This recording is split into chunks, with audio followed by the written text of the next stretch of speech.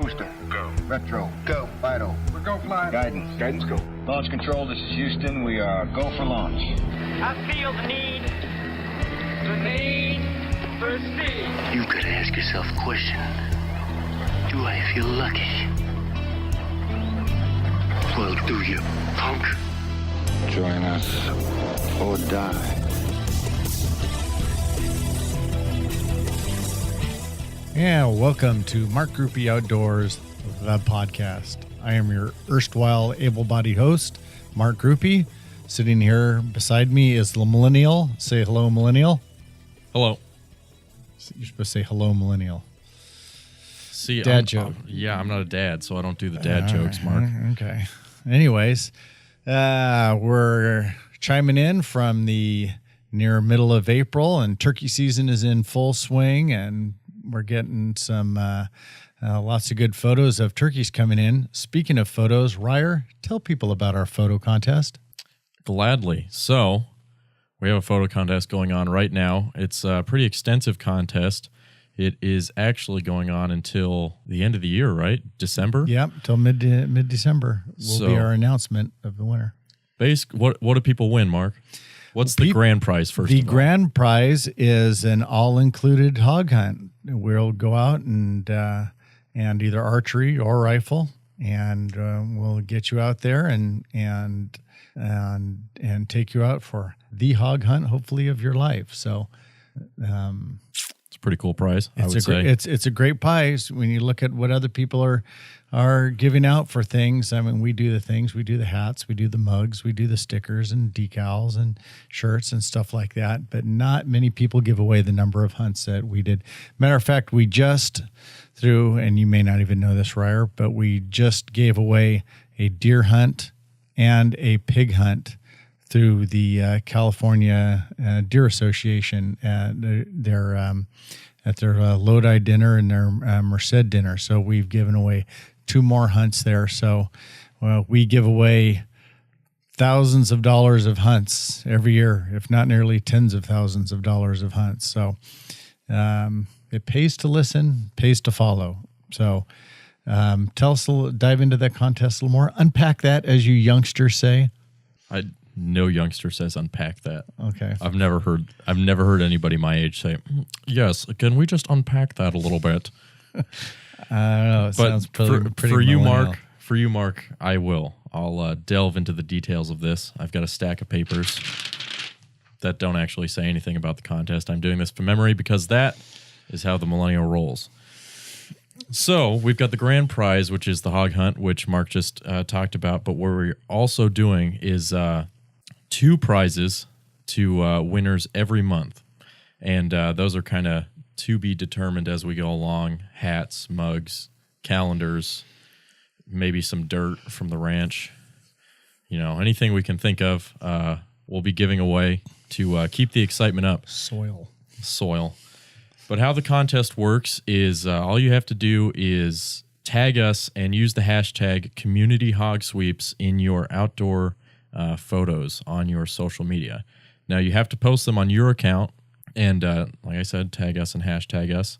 And we will collect all of those at the end of each month, and we're going to have a panel of 4 judges at the end of every month go through those pictures, rate them, and we will pick 2 winners from that month to receive whatever that prize is from the month. I think April this month we've got a hat, I believe a calendar, and a decal, and some Lucas Oil gun cleaning products. That's right. Outdoor gun cleaning products. So that's the immediate prize. So 2 people will win that in April, and then those 2 images will be put into the final contest, which will be judged at the end of the year, and 1 winner from the collection of all the monthly winners will be chosen to win a hog hunt. There's, I guess, a couple of stipulations. You can only do 4 posts per month, and that's just to prevent 4,000 pictures from one person to have to sort through, because we don't want to do that. That's a lot of work. If you submit more than 4, it's not the end of the world, but we will just look at the last 4 that you sent. Yep, we'll just pick the last 4. You can win multiple months, but you can't win both Goodies. both goodies in 1 month. So there's going to be 2 individual winners per month, but you can win every month if you take a good enough photo. And these pictures are going to be judged by, I would say non-objective, but it's entirely subjective. We've got 4 individuals who are going to look at the pictures. This month it's me, Mark and I suppose, if you really want to be a grammar Nazi, and Charles Whitwam and Scott Carr are the 4. And the judges may change month to month, just like the prizes may change month to month. But that's how we're conducting it, and it's easy to enter. All you have to do is post your picture on your account and tag us, the community show, Mark Ruby Outdoors, and use the hashtag Community Hog Sweeps. There you go. And speaking of social media, you can find us on all our social media things. You can find us on Mark Groupie Outdoors and the Community Show on Facebook. You can find us on Instagram at the Community Show. You can find us on YouTube, the Community Show. And what else am I missing? You can The communityshow.tv. It's the got all our episodes and merch. communityshow.tv. That's right. So go to our able-bodied website and see all our good stuff.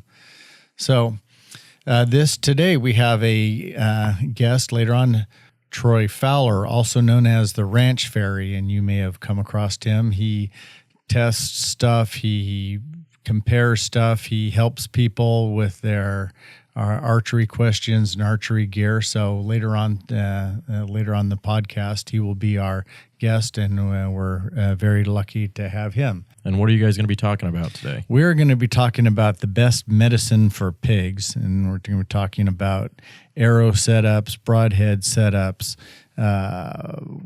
back in Texas where they bait them, some tips that you need to try to get big pigs to come to you, shot selection, habits, everything. So we'll be going down the full gamut of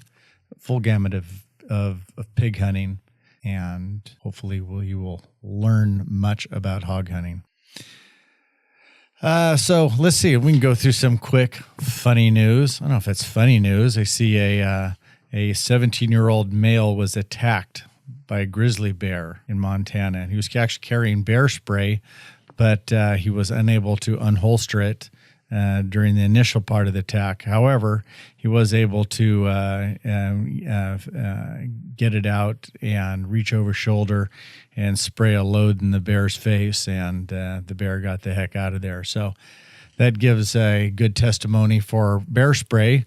I don't know, we talked about this. If you had to draw your gun or draw bear spray, I think both of them you could say take equal amount of time. So you probably would have not had time to draw a gun or his bear spray, but he was able to get that bear spray when that bear was behind him and he reached over his shoulder and sprayed. He did not have to be accurate with that bear spray. He could just cover a general area, and he got it in the bear's mouth, in his eyes or something. If he had shot and just grazed the bear in the side of the face or grazed his neck, he probably would have just enraged him even more. And unless he brained the sucker, he may have been even more trouble, not to mention the fact that he would have probably gone deaf from reaching over his shoulder and pulling the trigger multiple times on a pistol. So I don't know. I think that's a good testimony for bear spray. And you may or may not like grizzly bears, but that bear also survived the attack and may not decide to attack people anymore because they can be painful irritant to the eyes, nose, and mouth. Also see here in Texas, someone shot some pigs with a 40 millimeter cannon. It really doesn't talk that much about Ryer. I don't know. Was that one blast from a 40 millimeter cannon, or is that a minigun setup, 40 millimeter thing, or could you tell? So I watched the video, and I have not seen the video. Yeah, I watched the video, and it looked like a Civil War cannon. It's short barrel, but a Civil War cannon. He pulled a string and launched a projectile out of it. A whole bunch of freaking smoke lit up everywhere, and he shot it right at the hog. So yeah, one shot. Okay, one Right- shot. One shot right at the hog. And, Did he hit it? He did. Yeah, he killed it. Okay, I had a 40 millimeter hole in it.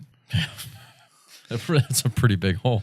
Well, let's see, 40 millimeter. I haven't done my math lately, but if 9 millimeter pistol is, what's that? That's 7 millimeter is a little less than 0.3 of an inch. So 40 minutes, say so six times that big. So I don't know, you're shooting about an inch and a half hole through something, I guess. So Ryer's getting out his phone and he's going to do his quick conversion for me. All right, go ahead, Ryer. 40 millimeters is 1.575 inches. There, I said about an inch and a half. I did all that in my head, and you had to go to Google. Yeah, but I didn't have to do any mental work. For shame. Well, that just says something about people these days. It says something about the millennial. What can I say? The I'm lazy. millennial race. I'll take the easy way out. Okay, well, I would have too if I had known how to Google anything. Just Siri it, Mark. Do you know how to do that? Siri, why are millennials assholes? They are assholes because they think they know everything. They are assholes because they think they've been brought up to think that they were precious and unique. They are assholes because they think they can change the world. I can change the world, Mark. Thank you, Siri. I think that sounded pretty accurate. One person can make a difference. We are the world. We are the children. Well, I think we are about to start the main section of the podcast. What do you think? I think let's start the main portion of this podcast. So without further ado, let's get to our guest, Troy Fowler. And so as mentioned earlier, our guest today is Troy Fowler, otherwise known as Ray Ranch Fairy. You can find him all over the outdoors internet. Welcome to the show, Troy. Well, thank you very much. I appreciate you giving me the time. So the first thing comes, the obvious question is, Ray Ranch Fairy, where did that come from? So, excuse me. We have a ranch in South Texas, and my wife is the eldest of 10 kids. And the reproductive process has been very beneficial. So there's 38 nieces and nephews. And I am the crazy uncle. So I am the ranch manager, and everybody shows up, and there's a lot of rookies, and they want the air conditioner to work, and they need the scooter to work, and they want no bees. And they don't want any snakes to bite them. And they would prefer that the biggest deer on the ranch would walk out approximately 18 minutes after they get in the stand, right, for adequate daylight to shoot something, and then have somebody clean it. Right. That's way easier. Right. It's just best. And those pigs are nasty. and then make sure their reservations are made at the restaurant. Yeah, right. You don't want to suffer too much. Right. So screw in some light bulbs and that kind of thing. So I am a naturally kind of wired to serve people. It's just the way God's got me wired. So it's a pretty natural progression for me to take over. So I run the whole place. And I started calling myself the Ranch Fairy probably a decade ago. I just referred to myself with the family. Uh-huh. And so I started exploring the world of bow hunting, and I started to see I saw a gap that was important to me, and that was you got a lot of people reviewing products and saying this thing's probably going to be awesome. The internet world was rife with that. Mm-hmm.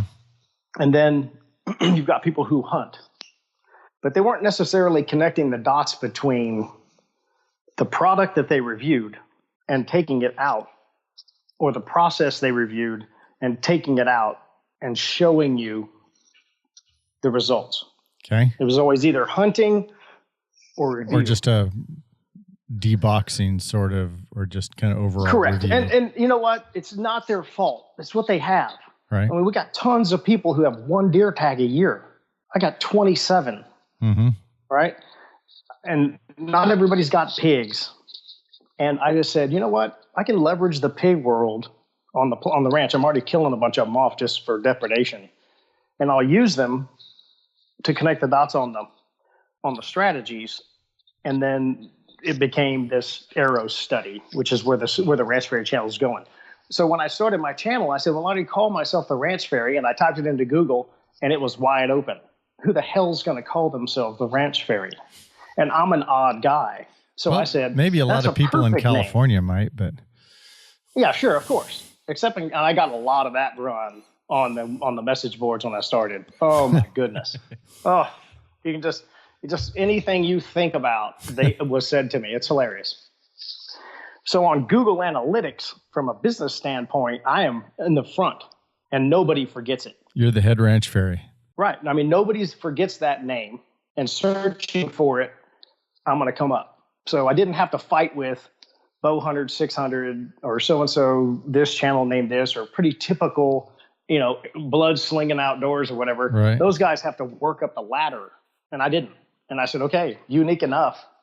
I'm running with it. Yeah, great idea. Yeah, right. So from a standpoint of being easy to recognize and searchable, and then the name, nobody forgets. No, I have very few people who say, "What's your freaking handle?" Nobody ever says that. Right. How come it's not Troy Ranch Fairy? How come it's Ray Ranch Fairy? Well, that's my Facebook. So I'm on YouTube. I'm the Ranch Fairy, and then somehow my Facebook's got tied together with my Ray Ranch thing. I don't know. I can't unravel it. Okay. So all right. if you're looking for me on Facebook, it's Ray, W-R-A-Y Ranch Fairy. That's the Ray Ranch. That's the ranch I run. Okay. And then on YouTube, I am just the Ranch Fairy. If you type in Google on Ranch, if you Google Ranch Fairy, I'll come up. And like I said, that's one of the benefits of the odd name, especially in the bow hunting world. Big manly stuff, So it was a good fit. All right. Very cool. Well, Yes, sir. gosh, we got so many things to talk about here with you. You mentioned a little bit why you started helping people connect the dots between a product and its actual use. But how did, going back farther, how did you get started hunting? Has that been something that's been in your life whole time, family? Did you take it up later? It sounds like it's been pretty much in your blood your whole life. I came out of the womb like that. Mm-hmm. I can't explain it. I never wanted to. I'm constantly thinking about how to tie a better loop knot and make my broadhead sharper and trick animals since I was born. My dad wasn't a big bow hunter. We hunted with guns, and I always had access to properties to run around. Mm-hmm. And he just kind of cut me loose and let me do whatever I want. So I'll be grubbing in the freaking creek for crawdads, and then all of a sudden I realize it's time to go deer hunting. I go grab my stuff. Mm-hmm. And it's just a passion of mine. And then my secondary passion behind that is new people. And I have all these kids. And I laugh. I say, I call the ranch the test lab. And I have a bunch of now they're adults, but they've been around me since they were born. And they don't have any money. So I give them stuff that I get from vendors or I buy or something I'm testing, and they're happy to test it, right? Mm-hmm. They don't have any money, and they think their uncle knows what he's talking about. So I have access to, beyond me, I have very undeveloped, learning people to put in situations to see what the results are, much like a beginning bow hunter. I have my own, minions. So it's an interesting, it's fun. I don't know how to explain any more than that. I really do. My wife just is tired of hearing all the stories. She can tell all my stories. Yeah. If you want to talk to her. That goes. My wife could tell all my stories now. Unfortunately, my the millennial Ryer Porter can tell all my hunting stories too. So I can. Fantastic. I can actually predict what can story he's going to tell before he tells it. Right. He just there you go. I see his eyes roll in the back of his head when he knows what's coming. And sometimes I just have to remind him his best stories if he hasn't told them yet, because I know that he wants to tell them, and if he doesn't tell them, he'll feel unsatisfied with the trip. Well, absolutely. Anyways, we could go so many different ways in a conversation with you. We could make it last for hours, but let's talk about let's specialize in pigs and especially big boars, and let's talk about how to find them, or how to attract them, at least there in Texas, and what medicine you like to use for them. What makes big boars different than the other pigs? What sets them apart to you? Unlike a lot of people think, and when you have a channel and you keep posting, but let's wait a second. Let's start before. Big is anything 200, and you need to buy a scale. Yeah. Okay, so that's required. So for all listeners here, no spitballing how big they are, because a 200-pound pig is a humongous animal. Just physically, they are big. So anything that's achieved 200 pounds, and you got to hang them on a scale that's required by the ranch very, you are talking about an animal that has survived a lot of things, a lot of traps, a lot of snares, a lot of people, and they become very, very smart. Now, I weigh the four-wheeler on the cattle scale, and then I throw the hog onto the four-wheeler and pull it back on. Does that, on a certified scale, does that count? Okay. Yes, sir. That's fine. Unless at least there's a scale involved. Yes. I get people sending me pictures all the time. That one's easily 250. And I'm like, nah, that thing's 138 pounds, dude. You don't know what you're looking at. Just don't say anymore. Okay. Yeah. Whatever. It's fine. They're very, very big. Anybody who's there are certain areas of the country where there's a lot of agricultural land. I do not have this, where the pigs get 300. But in the wild, when I talk to the guys who are serious about this, they tell me 300 is a magic number. I mean, it just is. Like I said, there are isolated parts of the world where they have a ton of food and they don't work real hard, where they get huge. But most of them work pretty hard at staying alive, and they're kind of active just in and of themselves. They all have attention deficit disorder. So they don't just lay around in a mud hole all day. The biggest one I've killed is 265, guts in. And that's the one I sent Ryer. Okay. And so we're talking about animals over 200 pounds. And what makes them different is they're just really, really much smarter than you realize. And you don't know how many you've run off. Right. Especially in baited hunting situations, which is 90% of people are hunting them probably over corn in some manner such as that. Spot and stalk situation like you've got, that beautiful country you're running around in, I think you could just work through a bunch of pigs and try to find one. Water holes would obviously be a good place. And then if there's any kind of a sow in heat, you got, the odds are in your favor big time that the biggest boy on the hill will be there. Yeah. But that's not, most people. Most people are hunting them over some kind of a bait, a lot of feeder sets like I've got. And I hunt over feeders primarily because it's easy to video. I don't have a video man. Yeah. I love to stalk them. Yeah. But it sets up a situation that's very similar to deer hunting. And I get some people have started to figure out about the channel is I don't have a cameraman. So if I can get pigs in front of me at 20 yards for a typical whitetail shot, and then I'm testing something, I've got a much more durable thing in front of me to test arrows or whatever. And then I can get the video, And so that's my strategy. If I had a cameraman, we'd stalk a lot because I really, really love that. It's super fun. Well, maybe we'll have to do that then. Yeah, let's do that.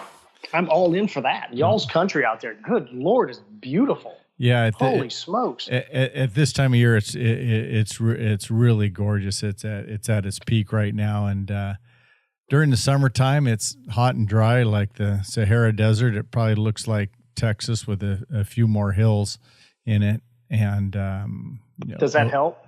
I mean, are they moving more?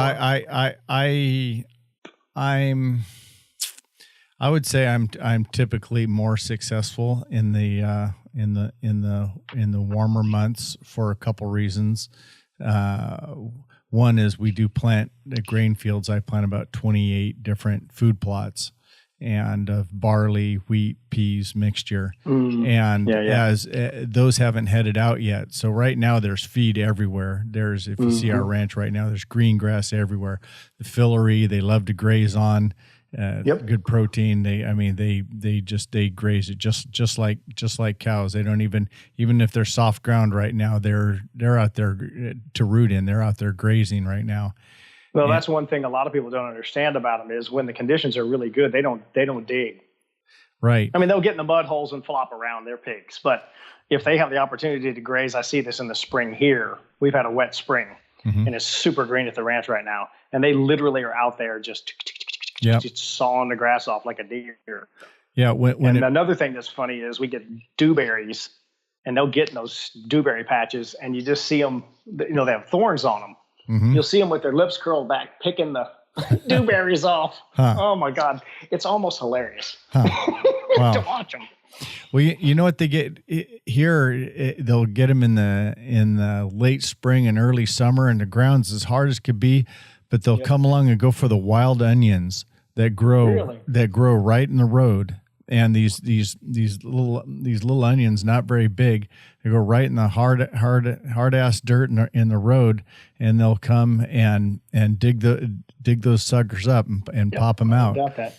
But yeah, a lot of our rooting. What's a big one on y'all's place?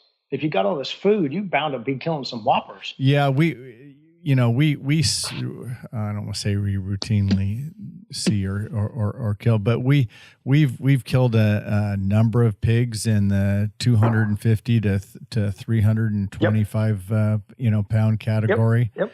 And missed a lot of opportunities, but a good. You get over 250 pounds and you're starting to get into a rare beast, and it might be the same age class as your 200 pounder, but it's just been on better feed maybe, or it's just genetics too. Just some of them genetics, yeah. But they have also I've got a subscriber who manages his pigs. So he shoots a bunch of sows and stuff and keeps the population in check. And he's got boars he's letting go like a deer. Mm-hmm. Nah, he's not old enough yet. Huh. He sends me pictures. He's got one named George that's brown. He said, can't shoot George. Can't shoot George yet, huh? Waiting for George. Waiting for George to get a little age on him, huh? Yeah. Yes, sir. But but as intelligence wise and alertness and everything like that, and what they're afraid of. I used to run dogs for them on the ranch, but I got to a point where I either needed more dogs or less dogs, and I went with the no dogs thing. But there were some big boars that they jumped that. Those pigs never ran from the dogs. They just sat there. They just sat there and faced dogs because they've been facing things their whole lives. They've never had to, for the last couple of years, they've never had to run from anything. And correct. And there's a number of times I've got there and there's been dogs, pretty torn up and out of the fight because these pigs never ran. They just stood up and took care of business. Well, there's nothing to do to them. I mean, excuse me. Once you get to handle one that is legitimately over 200 pounds, it makes you wonder what there is to grab. There's nothing they're just a brick. I mean, their physiology is unlike anything in North America. Their rib spacing is horrible. We'll get to that later. They're super close. The ribs get thick. They've got they're mud covered. They don't bend. There's no neck. You can't grab a neck like a deer and wrestle them down like a goat wrestling or whatever. There's nothing to grab. It's a running 55-gallon drum. Yeah. And they're fascinating. They just fascinate me. I shot my story on the whitetail thing, everybody is, I killed a 150-inch deer about 10 years ago with a friend of mine. It was a great story, and I lost it. I don't care. I help the kids kill deer. I just don't care to shoot another deer. I don't know why. But you give me a 250-pound pig I can't get close to, I'm on him. I've been chasing one pig for a year, trying to kill him. So it's just the way I went. Yeah. So what do you want to go over more detail about about the problems of taking down a big pig, and what are the obstacles that you got to get through? Sure. Let's start with a little bit more at the base with how to get one in front of you. Okay. So you can't kill what you can't see, and you can't see what you scare off. So what we find, and if all you people who are listening, cameras are so very common these days. Everybody's running cameras. And you'll see these big pigs, and they're like clockwork. And then you show up, and nothing happens. 14 shoats show up. Mm-hmm. And this one pig's been showing up like 8:30 every day, running everything off. It's you. There's no other math. Okay. Pigs plus every day is every day. Right. Pigs plus you plus day X and no big pig is you. Right. You're the only thing in the ecosystem that's changed. Okay? Yeah. So in these baited situations, what the big ones do, they're within 80 yards of it. You think that's where they're living? Oh, I've run them off. Uh-huh. I've stepped on them. Uh-huh. So they're not living there. Let's just use my situation. That feeder's going off every day an hour before dark. Every freaking day. 5 pounds of corn come out of that thing. Right? Mm-hmm. That's the easiest, and it's a dominance thing. They don't really need the food. I don't shoot many skinny big hogs.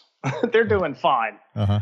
It's just they take over. Interestingly, I have found that they lay upwind and blow their scent if there's brush, they'll lay in a situation that their scent goes into the brush so that everything coming knows they're there. That they're there. And they're just laying. They're 80 yards from the feeder or closer. Huh. That's interesting. And, it's especially from now till August. Mm-hmm. Deer season's over. They haven't been shot at for 2 months at the ranch. You got to get the wind right. I highly recommend you wear rubber boots. If they step on your footprints, you'll never hear them. They'll hit your footprints and leave. I've watched them do it. I had one pig I never killed, and he came in behind me 3 times. He was big, tail swinging. It's 95 degrees in August. Freaking humidity is 8 billion%. Awful. Feeder goes off. Nothing happens for like an hour because he was laying somewhere. It scared everything off. Mm-hmm. Here he comes. He walks downwind. I saw him hit my boot prints one time and just turn around. He didn't make a sound. He didn't even run. He stopped and walked off. That was it. That's my hunt. And most people blow them out when they approach.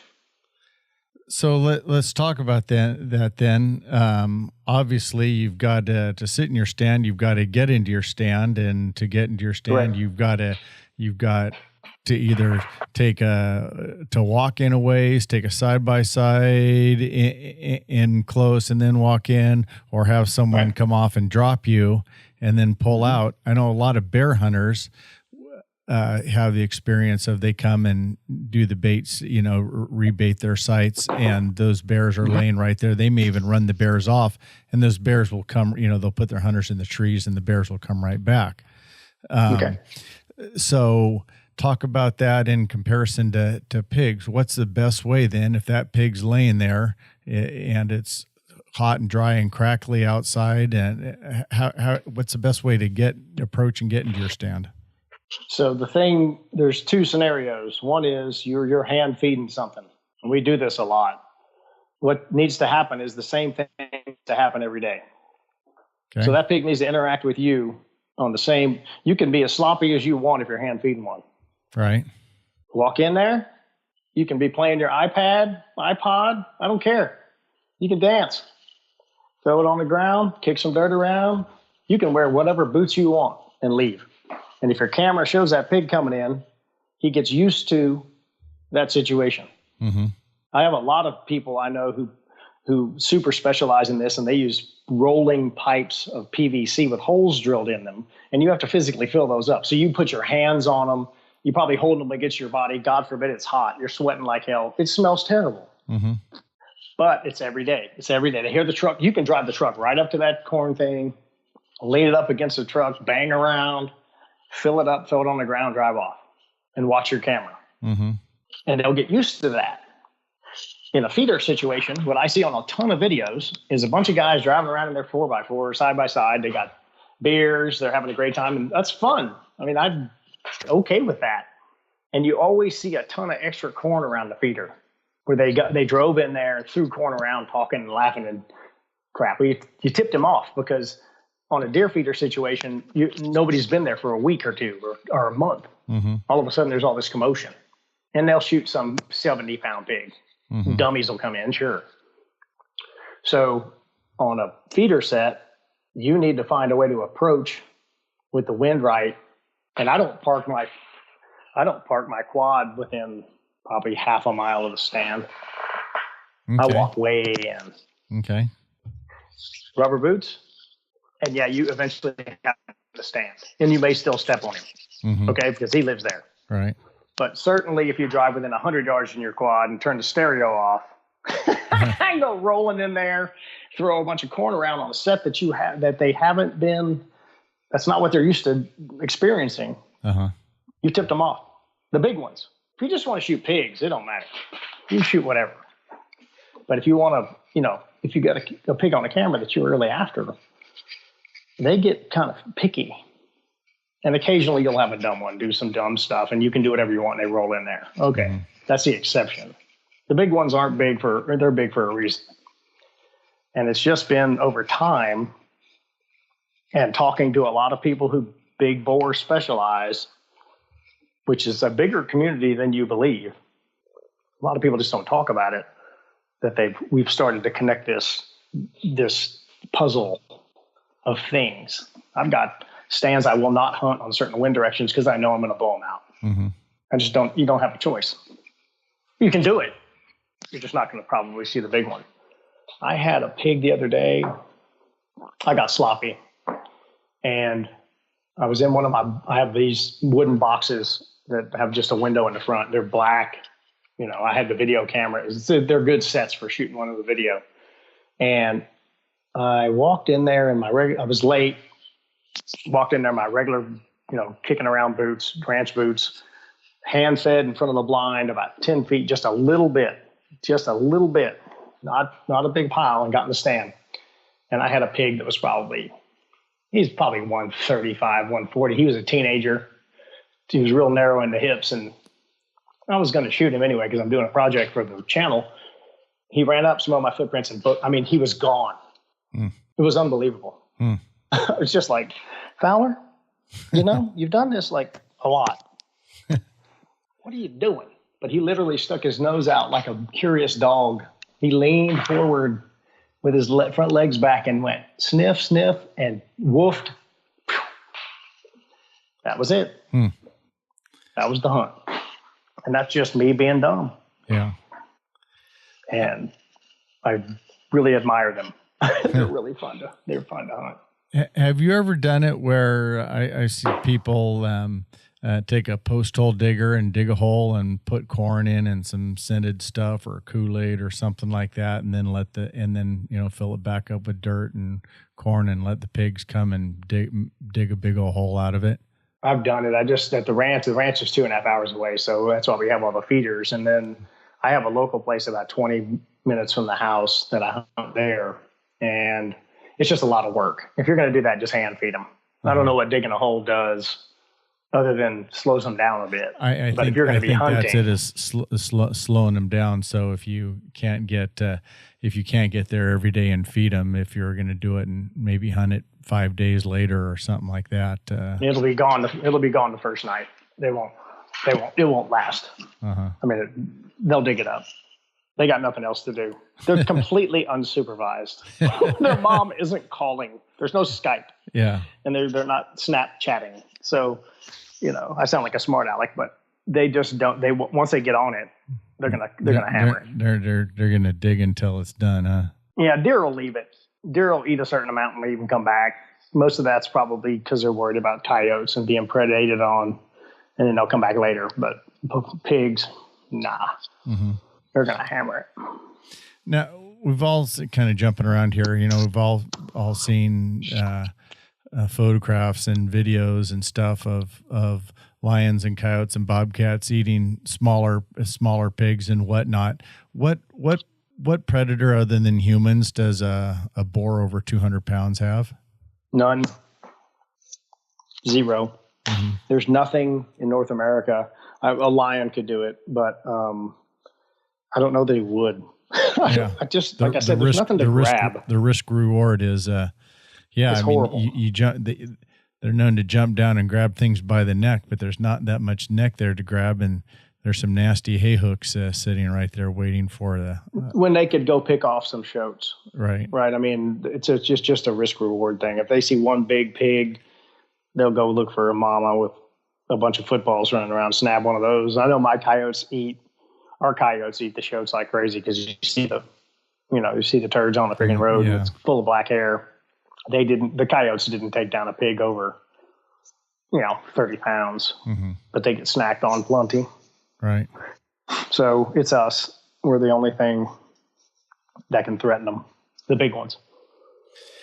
So you've got your setup. You've got your pigs in. You've approached carefully. You've worn the right gear. You've paid attention to wind and sound, and either you've hand fed them or you've done your feeders.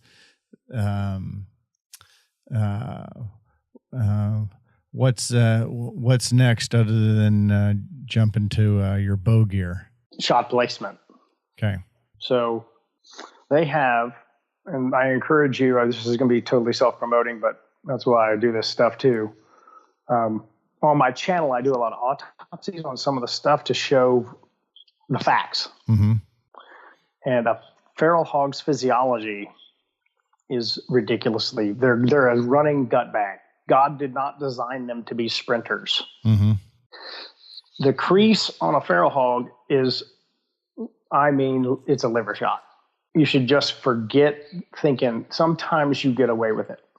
But if you shoot at the crease, you are asking for trouble, especially since they move so much. They tend to move both directions. And if they turn toward you a little bit, it's a gut shot. Mm-hmm. You're going to have a long day, or you're going to have a 0 day. Right.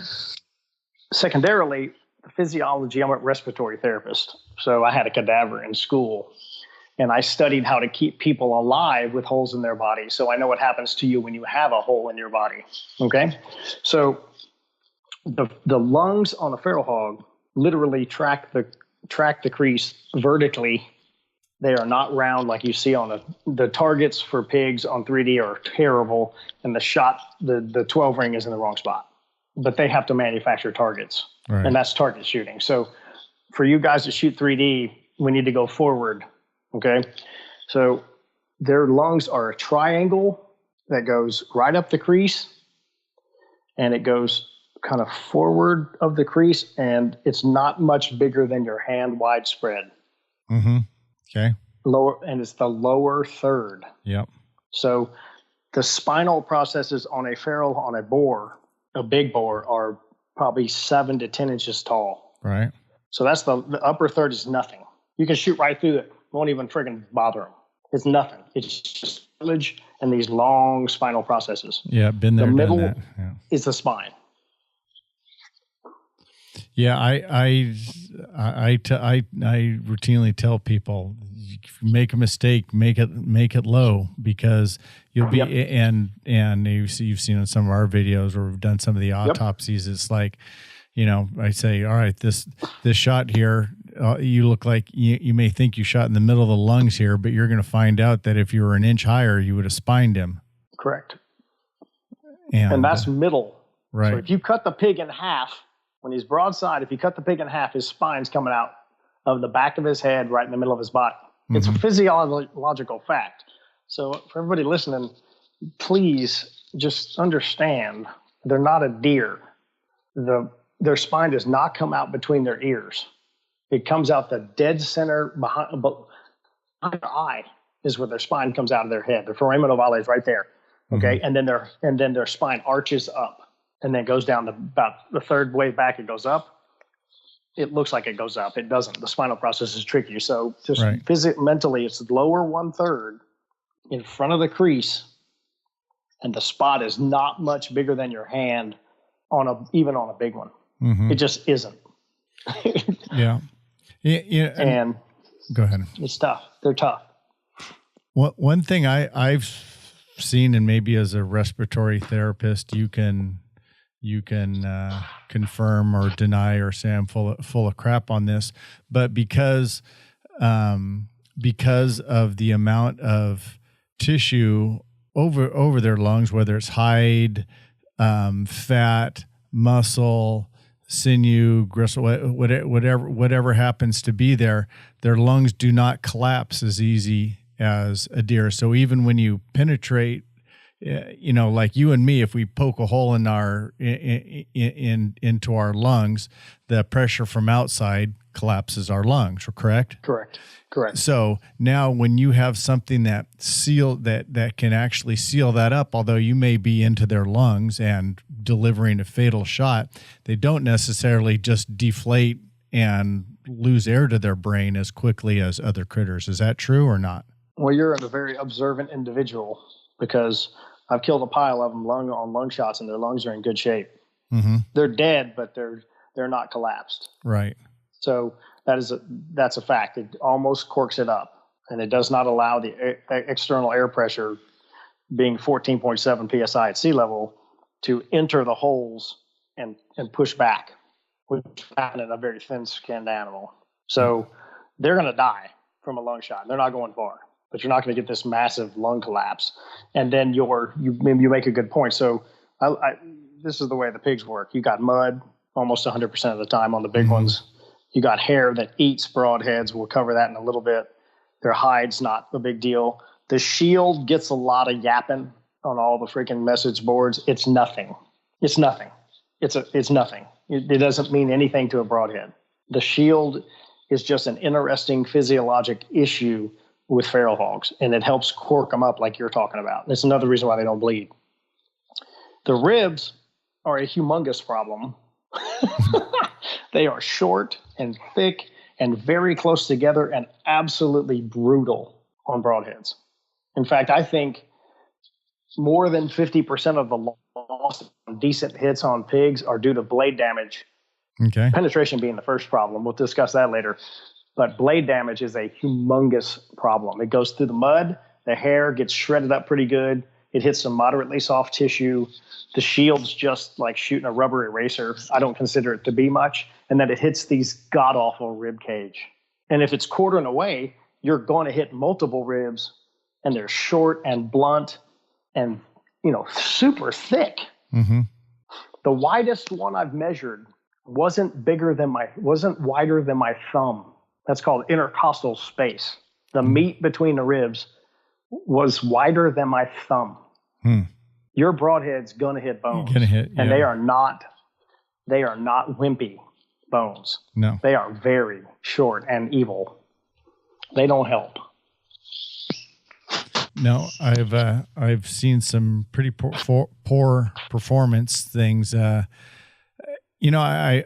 seen some shot with a mechanical head that things perform fine. It happened to fit between a rib, vertically, or you hit back in the, soft tissue or something like that. But I've seen a lot of those things come to a grinding halt, just flapping around with virtually no penetration. Did we lose you, Troy? We lost him like a couple seconds ago. But okay.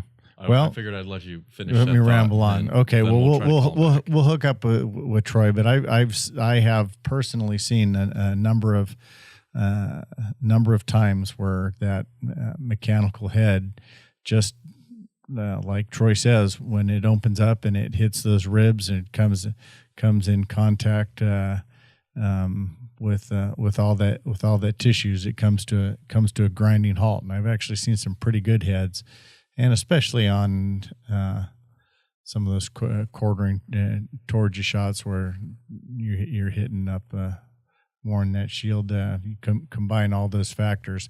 Maybe any one of those factors may not figure it out, but you combine all those factors, and it's time for the wrong setup to come to a grinding halt. See if we can call him back here. Let's see if we can call him back. You want me to keep talking while you call, or do we have to stop this whole thing? No, I mean we can do the whole thing. All right, Millennial, do your thing. You guys are about to hear an exclusive behind the scenes of how we get people on the podcast.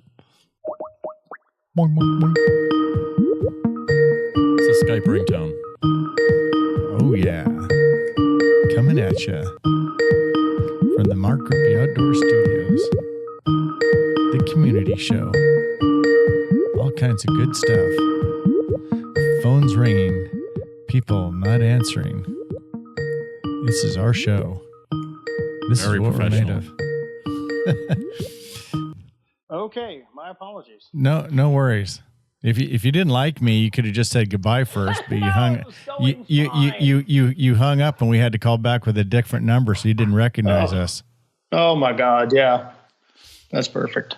Yeah, so I just rambled on a little bit about the wrong heads. They're not gonna do the deal.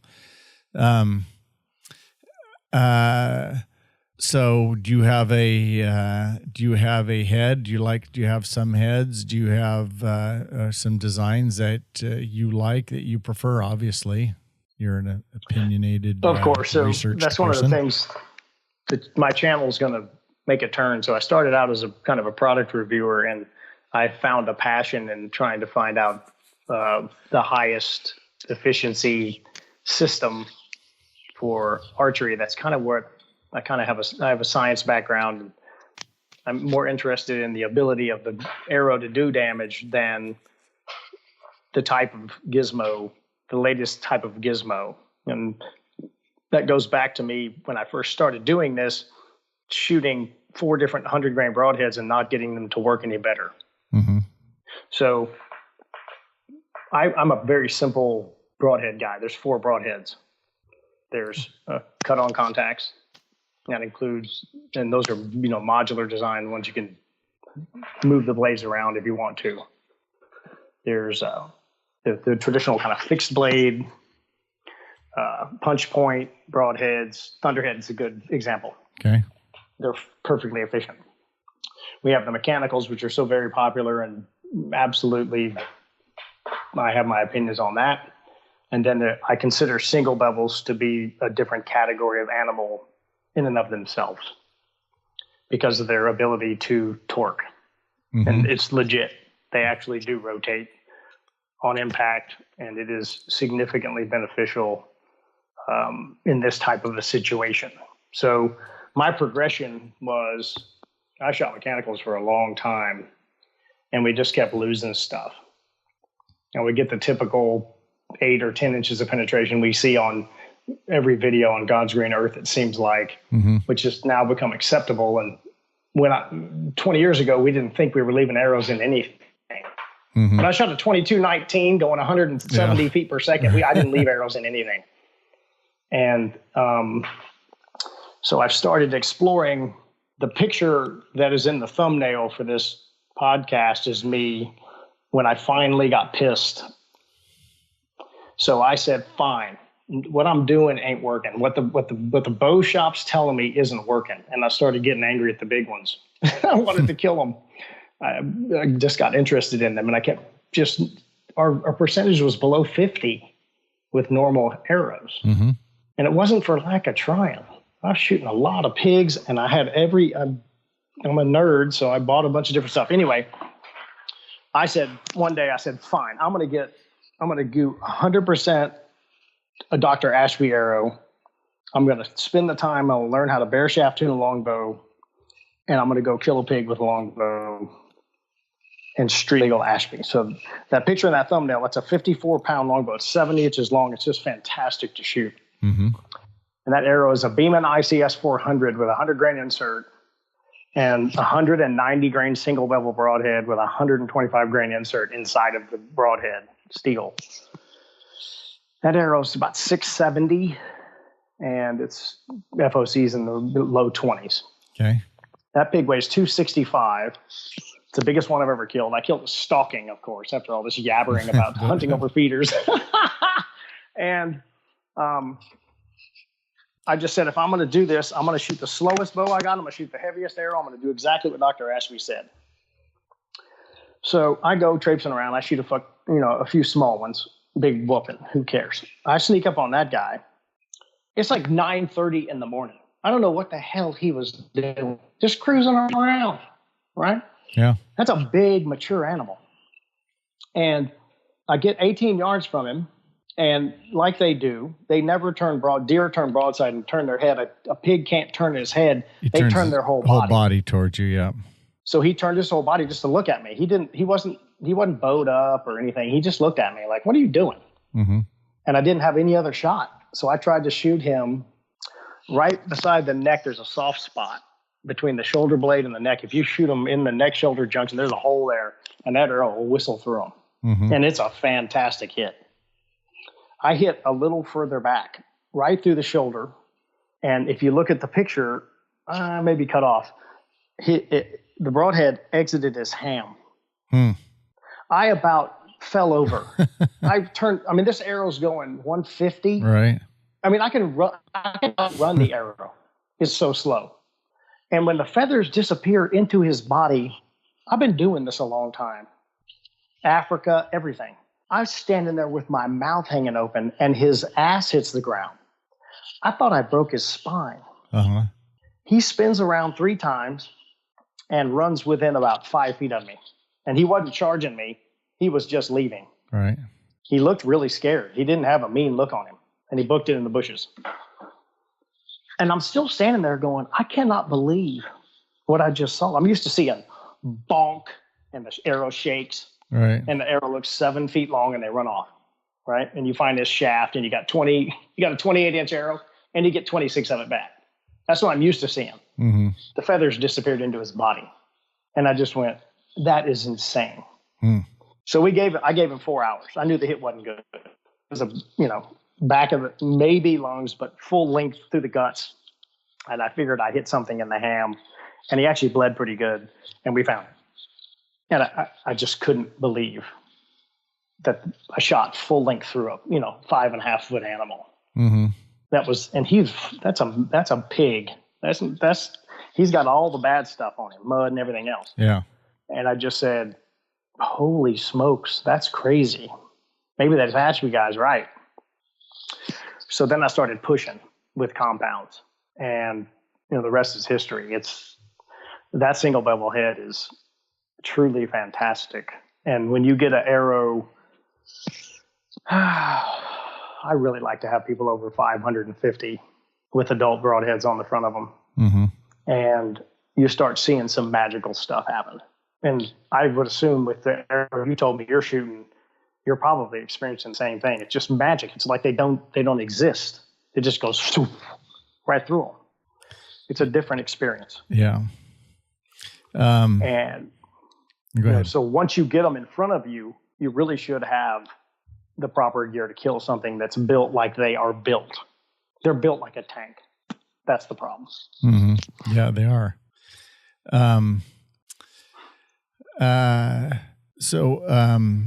How many pounds are you shooting out of your compound with this 650 grain arrow?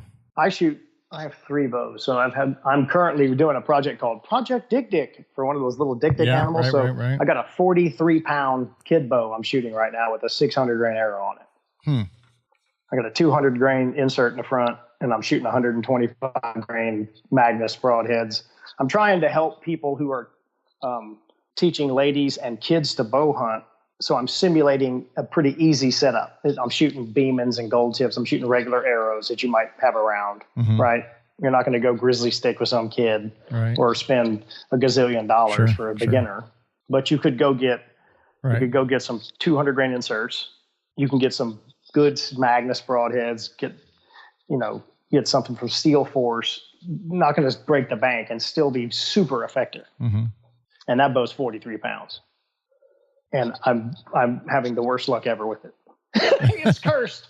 The other day I went to hunt, and I've got this one dumb pig coming into this feeder out here at the local place. He's only about 110 pounds, but I need to get something going on video just to shoot the first pig, and I'll keep hunting. And I went to hang the bow on the string to pull it up in a stand, and it popped the string off the wheel. Oh, I mean, really? it's just madness. It keeps happening. I mean, it's just so. I traditionally shoot 65 pounds and 600. I've shot 1,035 grain arrow. Have you? And I have, and it works.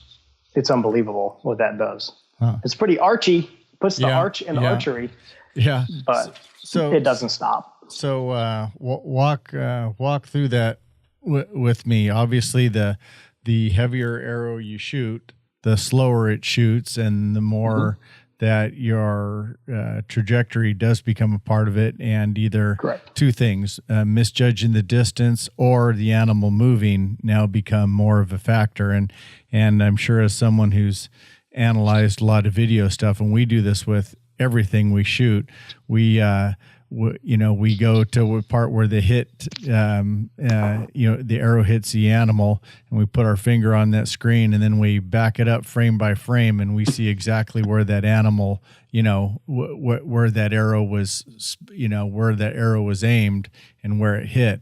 And you get past 20 yards on an alert pig, and he is not where he was when you shot.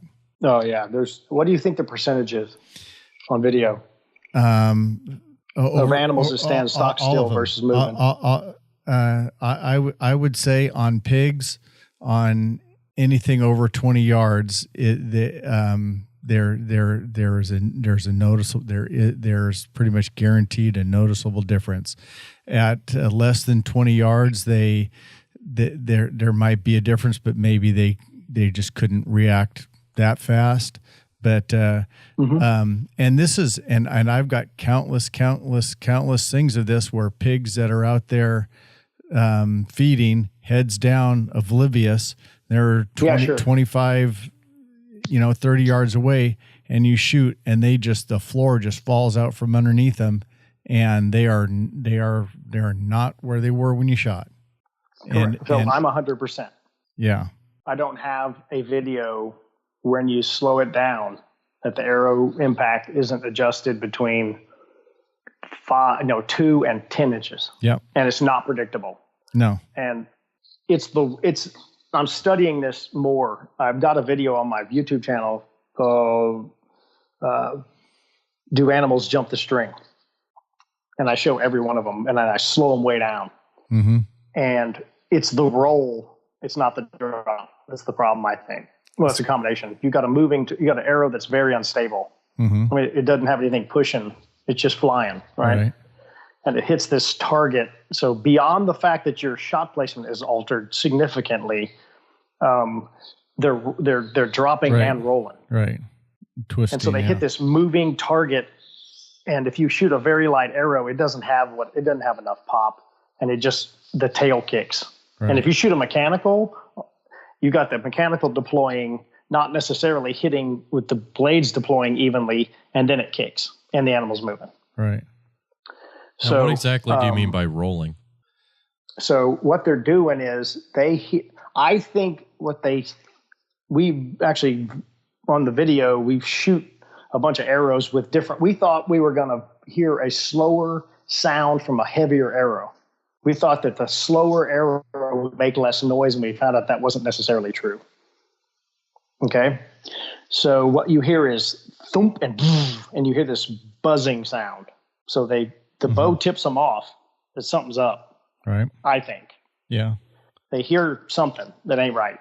And then they hear this thing coming at them. And they live out there every day of their life. Yeah. So they just leave. So their first move is they're not dropping to drop. They're dropping because their front legs need to go out and go away. Yeah, they're loading. They're loading up. They're loading. Just like you and me. If we take off on a sprint, we don't sit there instead. I mean, you take off in a sprint and you drop and you load your legs and you start churning. And we see it on the deer videos. The deer can actually arch their back. So I've got a bunch of deer on video, and what they're doing is they stick their legs out and they arch their back, and their chest, they can pull their chest down physically faster than gravity. Everybody thinks it's gravity, and it's not. It's a muscular reaction. A pig can't bend. It just ain't going to work. But the deer actually hump in the middle. Dr. Grant Woods and I talked about this, and he said we see this head lever, and they can actually pull their shoulders down and dig and pull away. So what they're doing is dropping and rolling, and you're hitting a target. That's why a lot of people say, man, the exit hole was higher than the impact hole. Yeah, 100%. That's correct, because they were rolling away from you.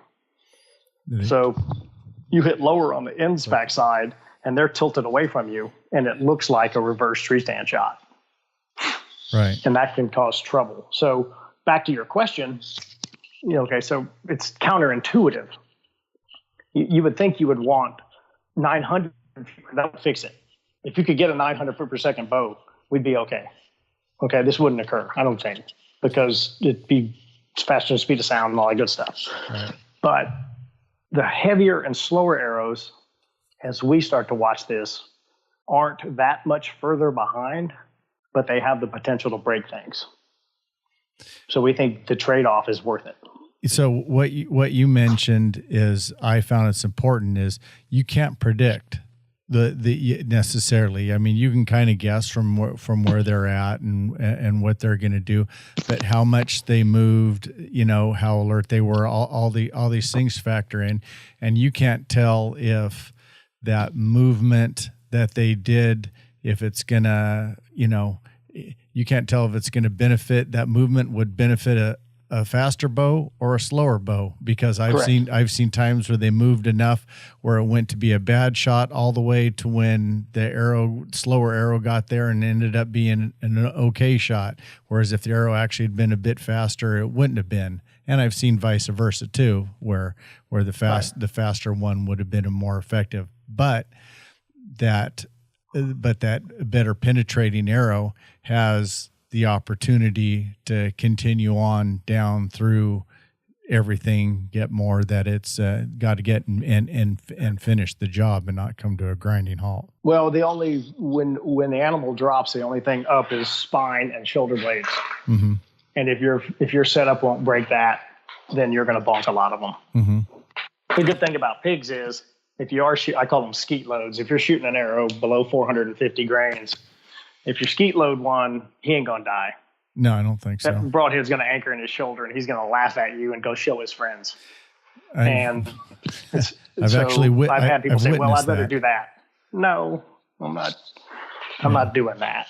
Yeah. So you have a very small target area. We discussed that earlier. You have this horrible amount of things you got to go through, 3 to 6 inches thick before you get to the lungs. On a big one, I've got tape measured pictures of 5.5 inches of stuff before you even hit the lungs. Mm-hmm.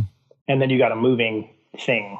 Mm-hmm. So it's moving, and your arrow's got to go through 5.5 inches of moving stuff before it can hit anything vital. And it's a massive problem. Yeah. And the minute you shoot low at one, he'll stand still. Yeah. Trust me on that. Don't shoot at the dirt. I've done it and shot the dirt. It's fantastic. That's the only ones that stand still. That's the only ones that don't drop. Yeah. Yeah. So always just aim at, lower 1/3, shoot to kill, and break them. I've gotten to the point now where I've stopped worrying about trying to double lung them. I would like a double lung pass through every time. But I've started taking almost exclusively quartering away shots, because when they drop and roll, it doesn't seem to affect your impact point as much when they're quartering away. Broadside, you really get their shoulder blade comes down and they roll away from you, and you have a lot more bone to deal with. And I'm actually aiming for the opposite shoulder, trying to break it every time. Mm-hmm. I would prefer them to be on 3 wheels when they leave, or seriously slowed down.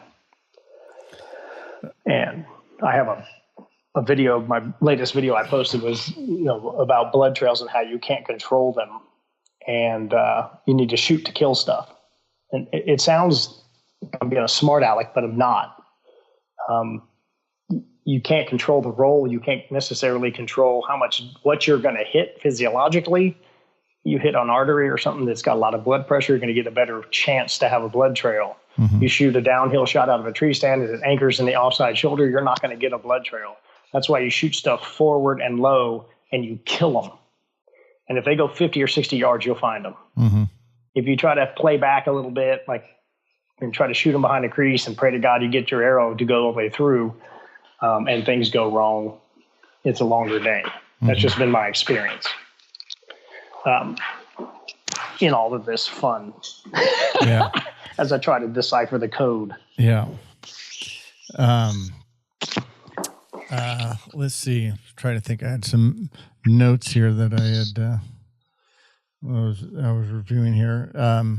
Do you have besides your arrows and bows? Do you have some other favorite products, goodies, things that you like to carry with you hunting that help your game? I just started messing around with a thermal scanner for my phone, which is kind of fun. I found a couple of pigs by scanning in the dark. The only trouble is when it gets warm, everything's temperature of a pig, so it doesn't work that good. Yeah, no contrast. I carry a headlamp and I run, standard stuff like that. I don't have a lot of gizmos I carry. As I've gotten older, I carry a lot less stuff than I used to in the past. Thermacell is almost necessary. Starting now here in Texas, the mosquitoes can be fantastic. And I rarely wear camouflage. They're just not that smart. I mean, when you get them in, one of the good things about the big ones, if you get the big ones, they're pretty confident they're right. They're a very funny animal. For all the finicky stuff I described earlier, if you can get one to get in front of you, they are convinced they're right. Okay. They're usually not too wonky. I mean, occasionally you'll tip one off and he'll be jumpy, but as a general rule, once he's in front of you, he's pretty convinced that he's done his job to not die today. Let me ask you about their eyesight, because people ask me, say they have horrible eyesight, and I'm not sure if they have horrible eyesight or they don't pay attention to what they see, because I've been seen by them. Well, I'll say this too. A lot of their vision seems to get a lot better when they've been under pressure more. Oh yeah. And then it is amazing what they see and how quick I've been seeing. I've been spotted by them at a couple 100 yards away, and see me. I'm with you on that. Yep. And I've had them at 15 yards and look at me and know I'm there, and then just go about their business. And I know they seen me. I know they did, but for whatever reason, whatever's going on in their life or their mind, they chose to ignore me now, because maybe they've had no pressure. Maybe they're that hungry. Maybe they're that something. I've actually had, we have these oak trees out here called valley oaks or water oaks, and they're giant, they're giant oak trees. They're, you and I together couldn't get our arms around one. Oh, so cool. So just giant oak trees, a couple 100 feet tall, and they have these acorns that are, the size of your thumb, bigger than your thumb.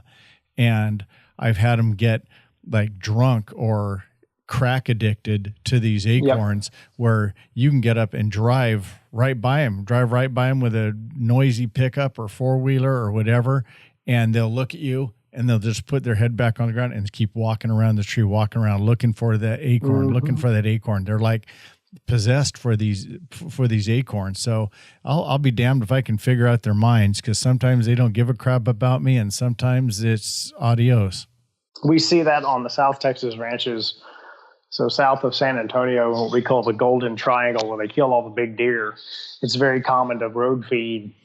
I mean, we have feeders that they put on the trucks, and you put 300 or 400 pounds of corn in there, and you got a button you push, and you drive around and feed the roads. And those pigs will get used to that, and you can hardly kick them off the road. Mm-hmm. We had one place we used to hunt where we built a seat.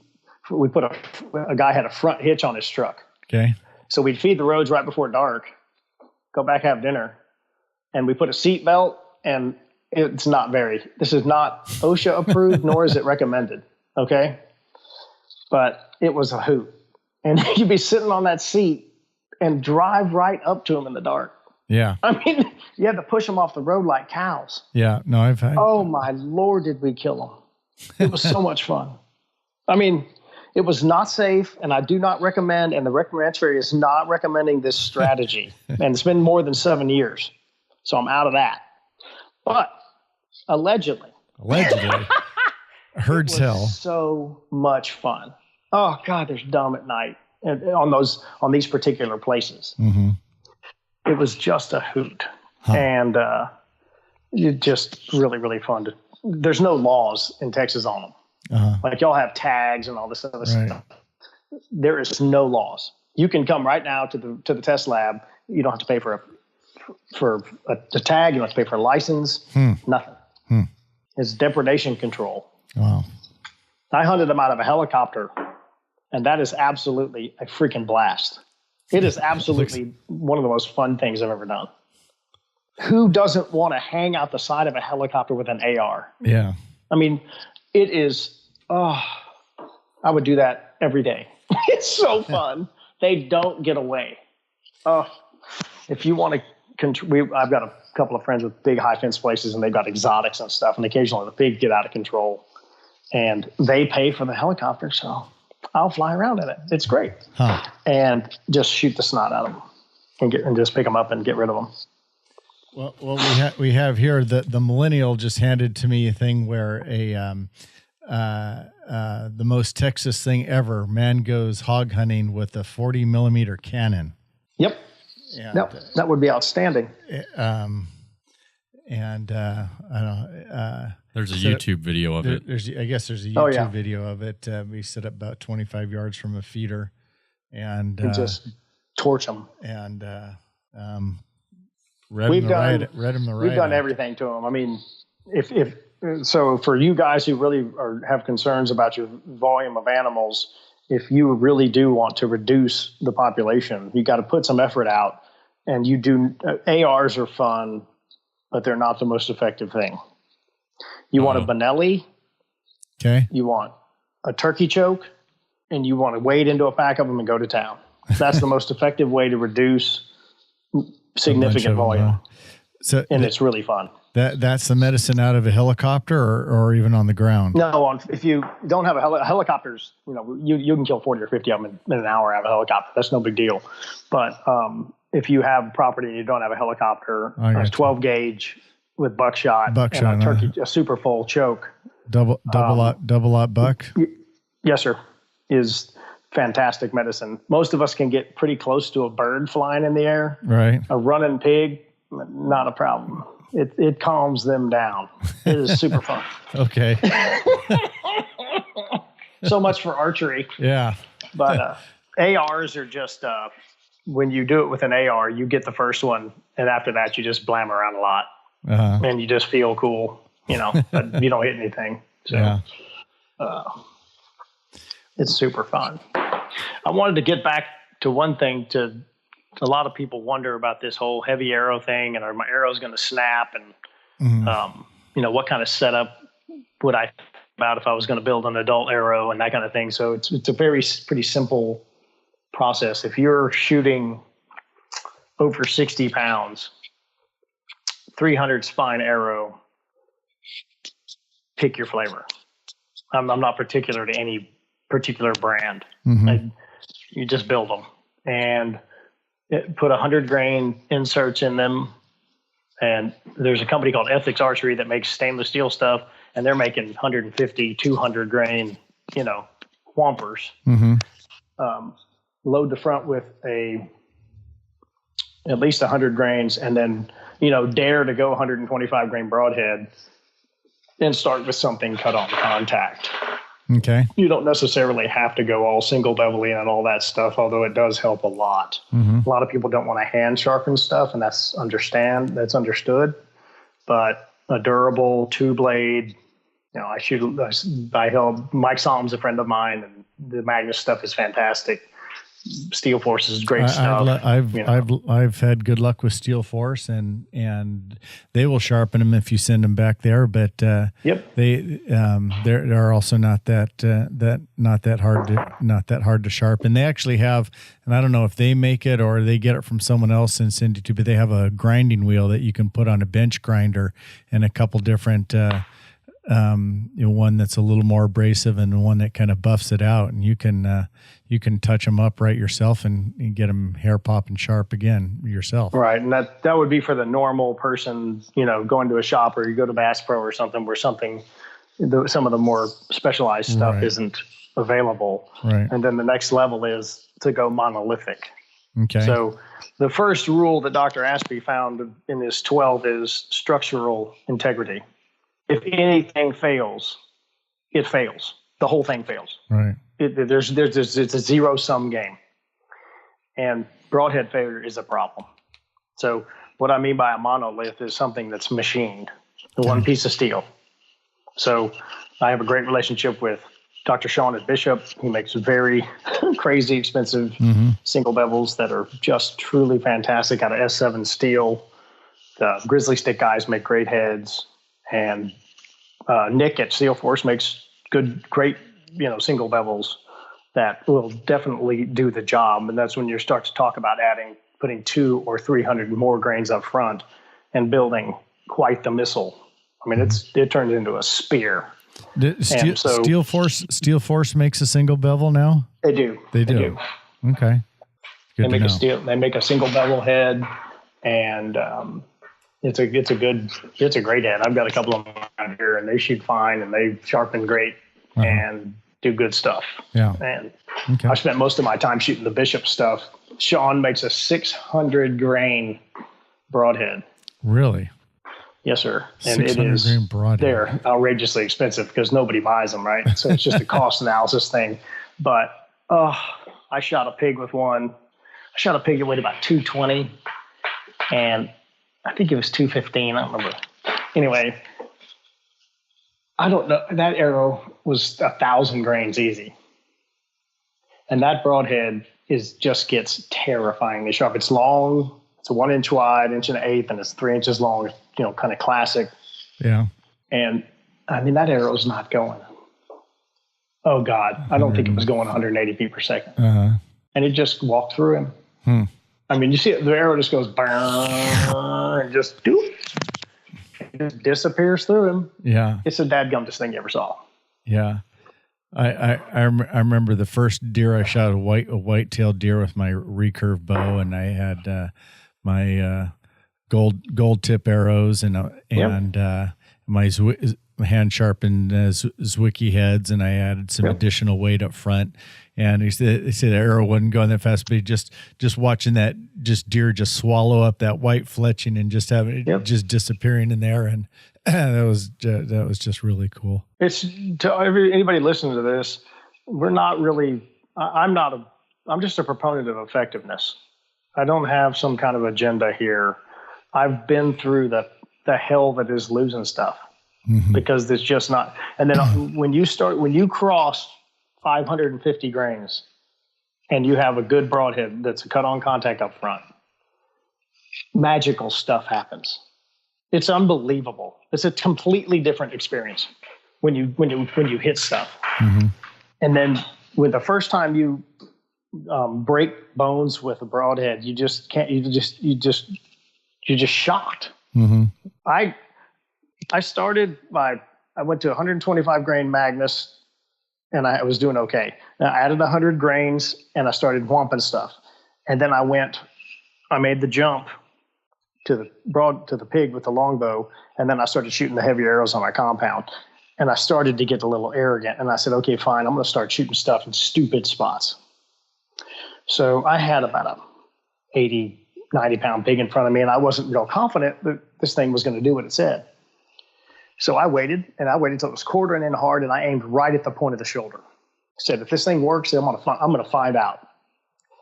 It made a slight clicking sound on impact, and the pig ran off three-wheeling. I mean, its front leg was not doing well. I cut the head of the shoulder of the scapula off. And it made no noise. It just went click. It was the damnedest thing I've ever experienced. I mean, it cut the bone off. The scapula comes down, the shoulder blade, and on the end of it's a cap. And then the humerus comes in, it's round, and it just rolls around in there, right? Mm-hmm. The cap was flopped to the side, cut it right off. And that was it's and you start to get, that's when you don't fear shooting forward. When you start shooting these crazy arrows, and you start shooting stuff forward, and it just doesn't have trouble.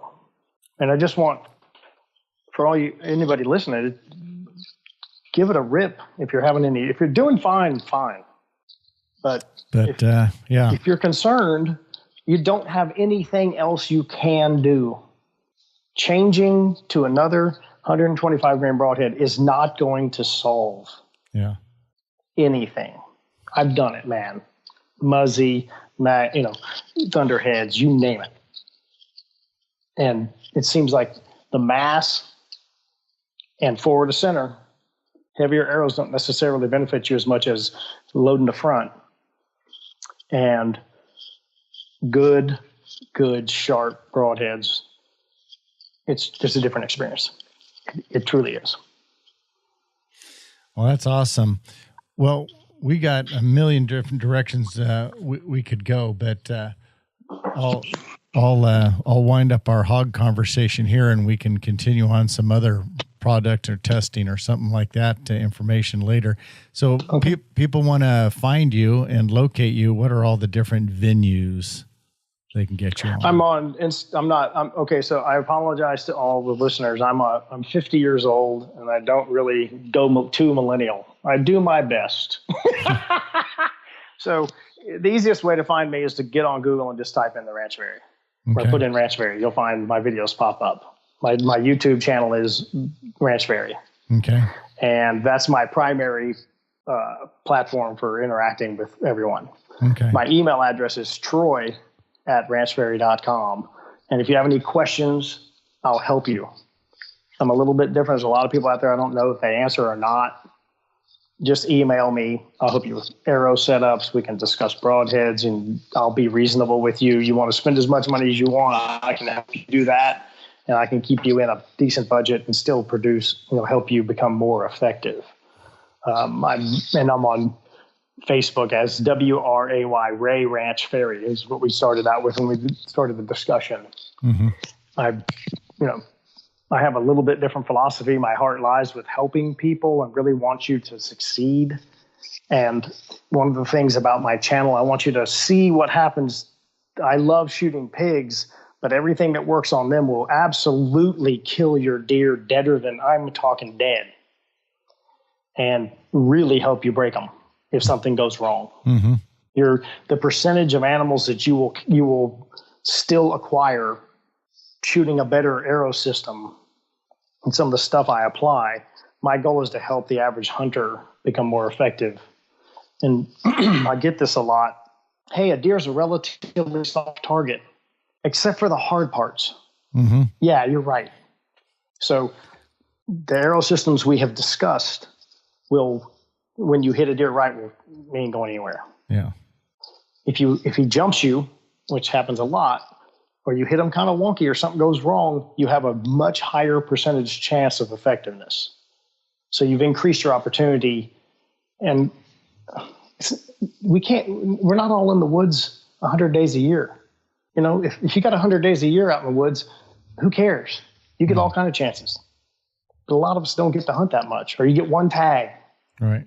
Or you're in the Midwest where you got no bait, you're hunting trails. And the shots are the shots. The shots are the shots you get. Mm-hmm. You don't get to kind of choose what angle you want to wait for. Set it up, right. And so you got to shoot.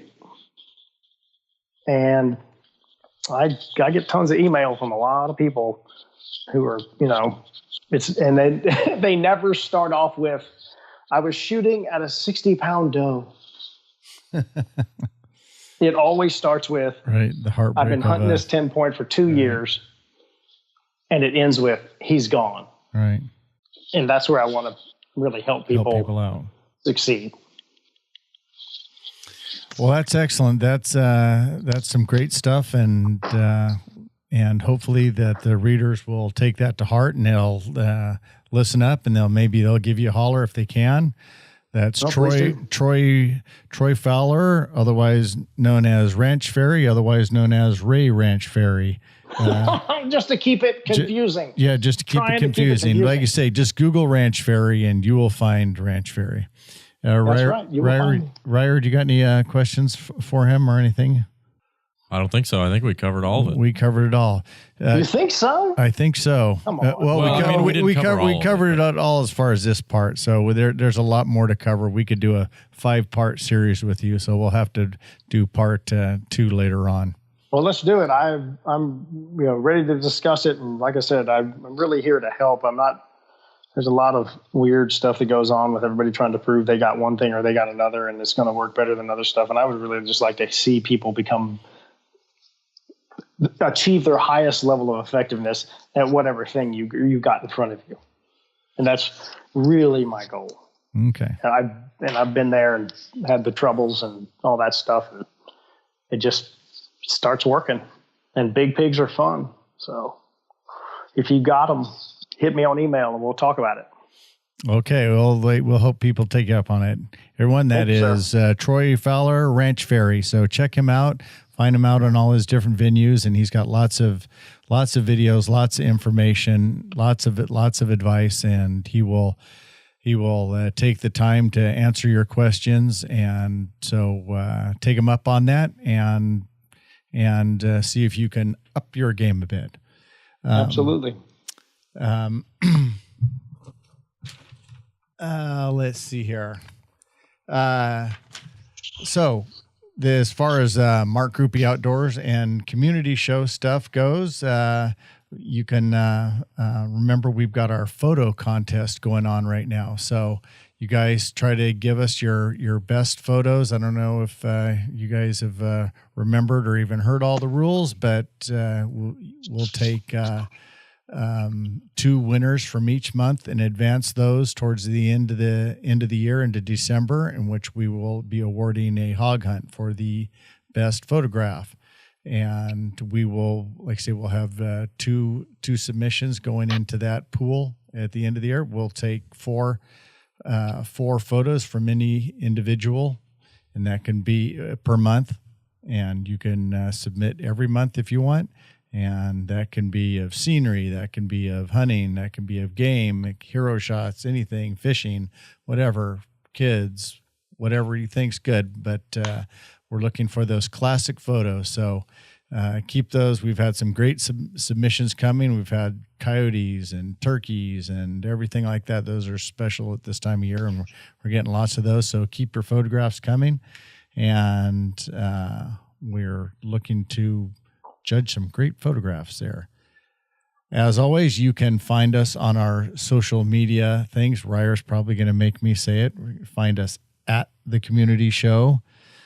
And on Facebook, you can find us on The Community Show and Mark Groupie Outdoors. YouTube is The Community Show. And Instagram was at The Community Show. And what else am I missing? Ryer's Tinder page. And Not anymore. All right. His girlfriend's going to hear that and go, Ryer, you're supposed to have taken down your Tinder page. Tinder page? What's your Tinder handle? Red-headed millennial freak. Probably. Ryer, you have red hair? And a large red beard as well, yes. Oh, my gosh. You're one of the 3%ers. I am. Yeah, I am. I've got 2 red-haired kids. Yeah, They're maniacs. They're absolute maniacs. So it's good. I can't say I haven't been called that before. That's good. It's good to disrupt the average person's experience in life. I think so. Mostly, I'm just here to interrupt Mark's average experience in life. Well, you gotta help us old guys get up to speed with what the hell's going on in this world. We don't know. If he can, if he can do that, that's on par with Moses parting the Red Sea. If Ryer could get me technologically sound, that would be a modern miracle. Well, I got to tell you, that's my problem is I should be on like 8 more social media platforms, and I just don't care. I missed it or something. I figure YouTube's good enough, and if I produce decent quality material, it'll come out, and it'll be fine. But I can't. I don't have time for it. It drives me crazy. Yeah. And I'm not wired for it. 50 years old, so. Yeah. No Tinder. No. Mrs. Fowler would be upset. After 30 years of marriage, it'd be super expensive. So, I'll keep her around. She's great. Well, thank you very much for coming on the show, and we thank you all very much for listening, and we hope you will turn in to next Mark Groupie Outdoors, the podcast.